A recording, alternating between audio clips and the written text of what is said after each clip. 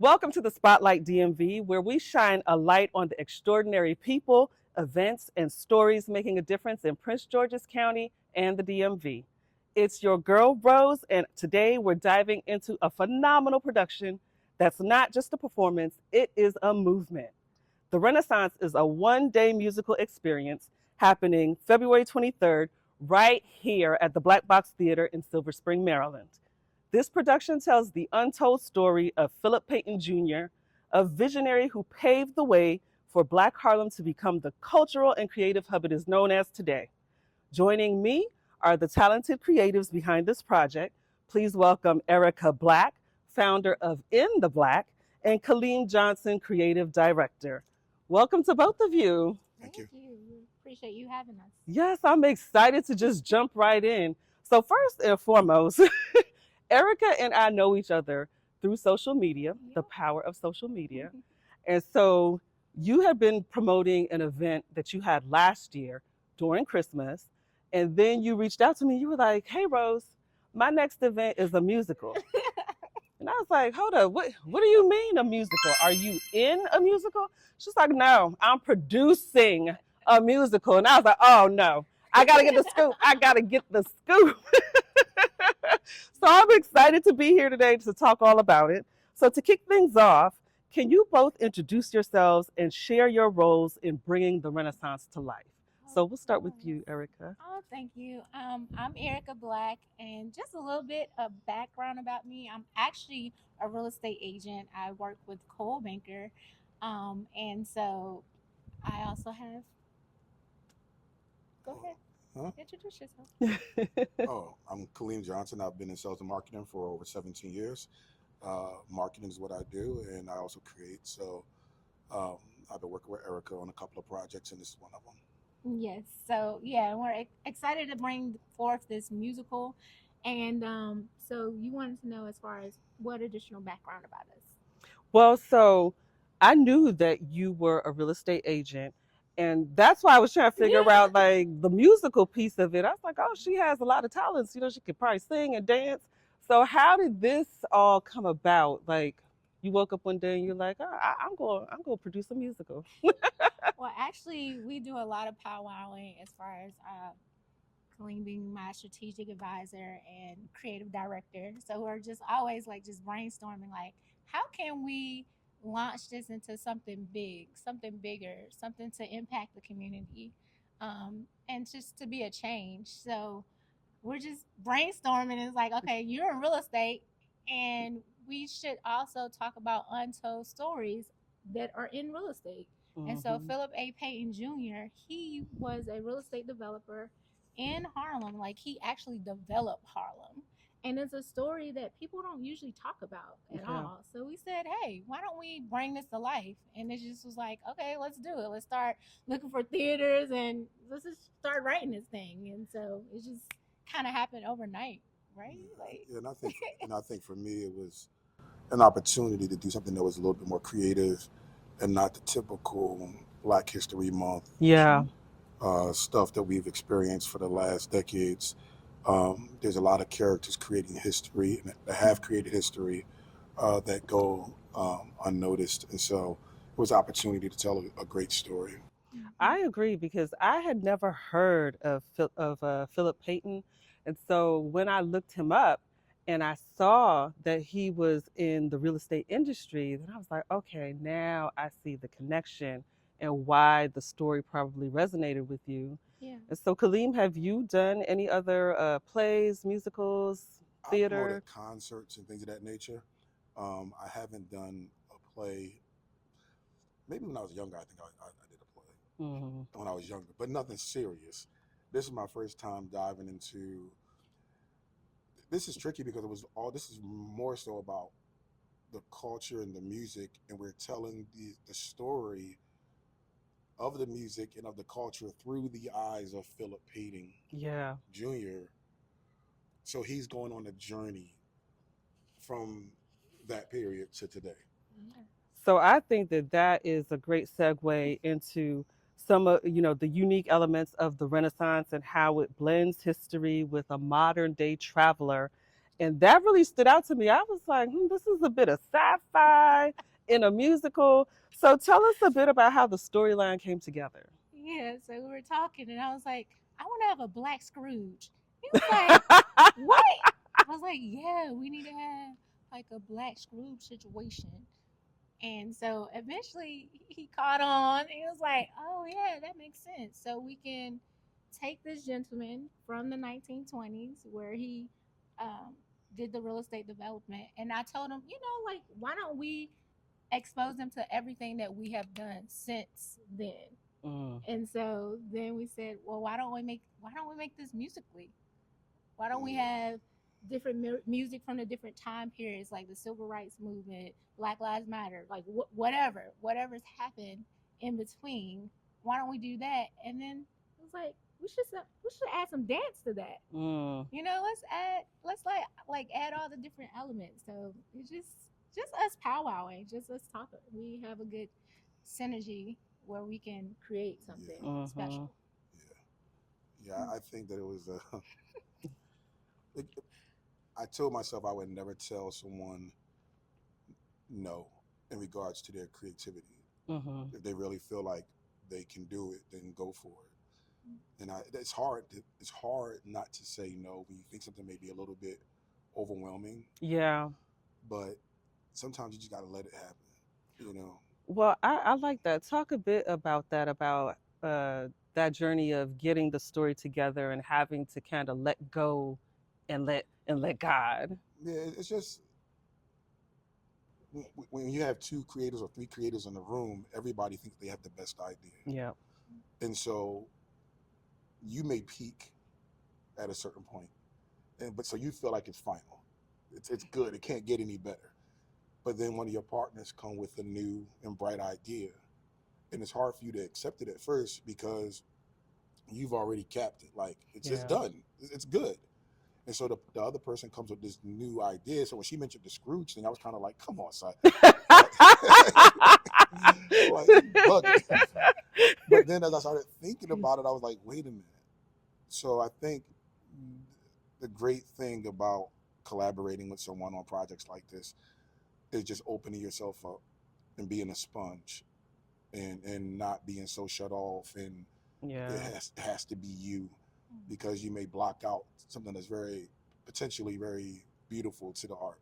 And so that's how it all came. I mean, is it frustrating when you add, because you understand now it's becoming, if you've never done this before, which we haven't, it's becoming more and more of a responsibility. Yeah. But I think the way that we've put it together, we've put everybody in position to be successful.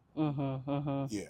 Well, so I like what you just said. It's becoming a responsibility, and being someone that is, a creative as well, and wanting to have people come and share their story. A lot of times that's a barrier for me too, right? Because I'm like, I don't know if I can get out of this person what needs to get out so that the story is framed in the best way possible. So I like that. Those are some good tips, to be able to just leave yourself open and explorative and curious about what other people are saying to kind of flow with the story. Oh, I love it. I love it. So music plays a huge role in the production, music and dancing. So tell us a bit about how that piece of it came together, because you guys are working with some outside production folks for that piece of it. Narosha, we was looking for, we had one band, but we didn't. And then we found Narosha, and she went to Duke Ellington for arts. It's her and her brother, they're the vocalists, and then they have a band. And they're extremely talented, very detailed. And she said what everyone else said that's involved in the project, this sounds fun. Everybody said that. And so that was that became like a cue for us, that if we were asking someone to participate, if they instantly saw what we were talking about and felt like it was fun. So she said it, the actor said it, the dance, so everyone said the same thing. But yeah, I think I actually spoke to her earlier for about an hour and a half going through the show. And I'm excited about what they're going to be doing. Yeah, the music piece for me, especially because it's spanning across so many decades, right? Mm-hmm. Like from the 20s all the way through present day. Yeah. Yeah, I'm sitting here like, how they gonna pull that off? Yeah. So it's like it's Josephine Baker to Anita Baker, to I don't know any bakers right now, but that's a time period as well. Josephine to Anita, um, but I'll let Ericka speak on it. But we do have everything in there from um, uh, we have Sam Cooke mixed in there. We have um, Billie Holiday. After talking with her today, we have some Rick James in there. Oh wow. We have who else? Mahalia. Yes. Because that was really important for me. Yeah. I'm originally from North Carolina, so just growing up in the South, and on Sunday mornings they would always have that Sunday. What was that show that they would have on Sunday mornings? Where it was like all the gospel music. Yes, I know the show you're talking my about. grandma Yes. cooking dinner for family and church, and so I was like, you gotta. Like, it's a must. But it's not for the culture if gospel is not in it. It has to be. Yeah. So we got the Mary Jane girls going off. Some Biggie. Oh wow. Yeah. So your theme song. We got a theme song. Yeah, and then we have a theme song that we put together with Sonny, who's playing the Philip A. Peyton character. He's actually a musician, and so he'll be doing the theme song at the end to take it out. Okay, and then the dancing. Yeah, and so we have so this project it's just been phenomenal. Like, God has really blessed it. Like, pretty much all the people we reached out to, they're like, I agree, I want to do it, that sounds dope. And so I reached out to a professional dancer. Her name is Destiny Arlette, and so Destiny agreed. She's doing a couple of songs. Then we have Dancing for His Glory, which is a dance company, and they're located in Temple Hills. They're going to come out. And so we're really excited to have both of them both groups a part of the team. They're going to be doing different dances. It depends on where they're placed in the air. And we don't want to give you too many details, because why? We want them to come out. Right? Well, listen, when I heard it was a time traveling story, and now you're talking about like a Scrooge, I have to see what this is going to be about. But so not only that, right? It's not just about the actual musical production. This is a whole Black history moment, something for the culture. So there's going to be some other things going on. You're going to have food, wine, vendors. Tell us a bit about that part of it. Yeah, so we are going to have Johnny Ray's. I don't know, most people haven't. Well, no, they're pretty large. They're large enough. They're in the DMV. They're going to be doing Southern cuisine because during the Harlem Renaissance, a lot of people migrated from the South, which is, again, where I'm from. And soul food was a huge cuisine and influence back then. So we're gonna have that. We're gonna have the catfish, collard greens. We're gonna have the mac and cheese. So make sure y'all come out for that. We're also, after the show, we got dessert. We have the dessert junkie. Oh, I love Dessert Junkie. Yes, so she has agreed to be a vendor. I'm really excited about having her on board. Get your wine and your cocktail. Me too. Yeah. We have our bartender that's going to do like some signature craft drinks for us. And we're going to have a networking hour. Can you talk some more about that networking hour that we're going to have? I don't know much about the networking hour. It's still shaping up. It's still shaping up. Well, it's going to be right after the show. We're going to have a networking hour where people can mingle, because usually right after a show you just head out the door, like put your jacket on and it's over. But no, we want it to be an opportunity where you can meet and greet other people. And so I'm excited about that portion, because I'm a people person. I love people, so I want to actually meet the audience. So you'll get a chance to meet us, ask us questions, meet the crew that are dancing, the musicians. So we're excited about that. Close out the event. So now I see why you're calling it a movement, right? It's not just a performance, it's a whole movement, a cultural experience. Yeah. Get to meet other people and possibly collaborate. You never know what can happen, right? You never know. Yeah. So for anyone that might be on the fence about attending, what message do you have for them? I think right now there's been so much talk on social media amongst the black Twitterverse, the black social groups about what we have to do for each other, and this pool of they're trying to take us backwards, and they're trying to. Well, we have a responsibility ourselves to find those events and those opportunities to be supportive of creators. And I'm not trying to. I don't want to guilt anybody into coming to anything, but this is a season and an opportunity for us to be there for each other. And if people are really putting together a solid effort to bring you something that's dope and inspiring and creative, then just show up and be there. If you have the resources, not everybody has the resources to show up for these things, but if you have the resources and you're looking for a different way to celebrate our culture, then we're giving you that. And so I think that's the main thing for me is you're not going to find too many more opportunities, this year to celebrate our culture in this way organically. Yeah. I think Black History Month forces out opportunities, and maybe throughout the year you may have a couple of more events, something like that. Oh, we are working on the documentary as well. And so, just be there for each other. I love that message. I absolutely love that message because, that's what I'm all about, right? Yeah. About supporting each other and creating our own opportunities. That's what is so necessary right now. We have to create what we want to see. So right now it's a one-day event. Any possibilities it could go longer than a day, maybe in the future? We're seeking sponsors. We might as well put it out there. So we're seeking sponsors.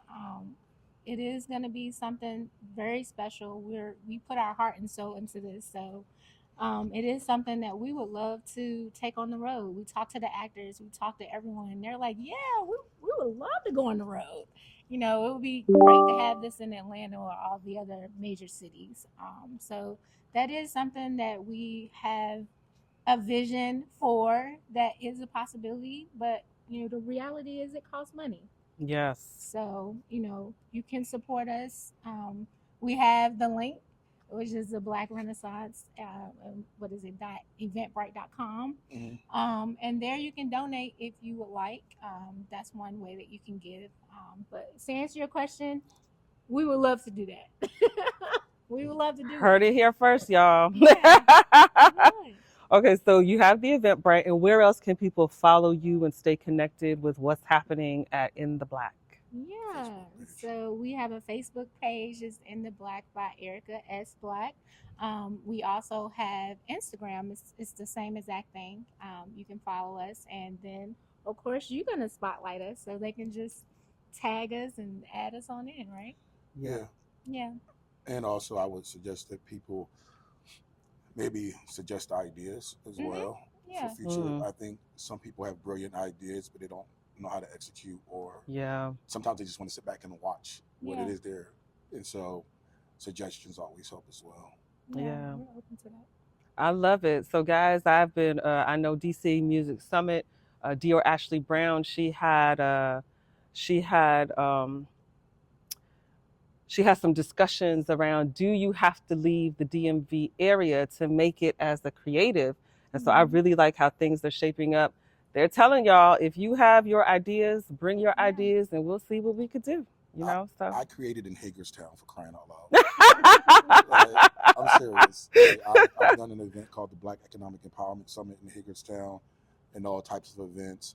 It's an area that lacks a lot of cultural moments, and so I created in that area.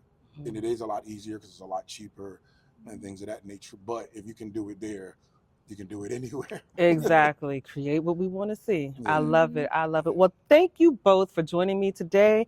Again, this is Ericka and Kalim from In the Black. And In the Black, the Renaissance takes place on February 23rd at the Black Box Theater in Silver Spring. Doors open at 1 p.m. You're going to have dinner here, so you don't even have to worry about that. After church, you have to have your fried fish. I have rice and peas, so But they'll have soul food here. They'll have dessert. They'll have the drinks. They'll have the networking. So make sure you guys come out. The doors open at 1, but the show starts at 2. So I would like to clarify that because people get scared about leaving church and missing the show. So you can come in at 1 o'clock, but at 2 o'clock, we're starting a discussion about what you're about to see.